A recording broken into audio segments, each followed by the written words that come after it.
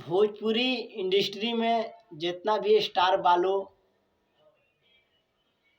आ बनता लो, इ रउआ लोगिन के दिन बाटे कि ये बड़ा आसमान छुअता लो।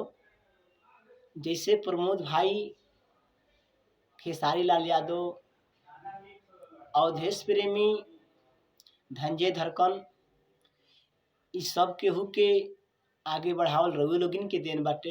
हाँ, एगो बात और कहल चाहते रउआ लोगिन से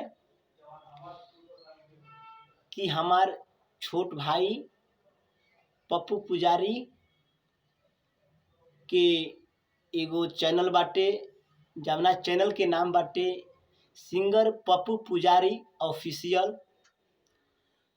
तो हमरा भाई के रउआ लोगिन प्यार दुलार दे हम और चैनल के सब्सक्राइब जरूर करें और ज़्यादा से ज़्यादा शेयर करें।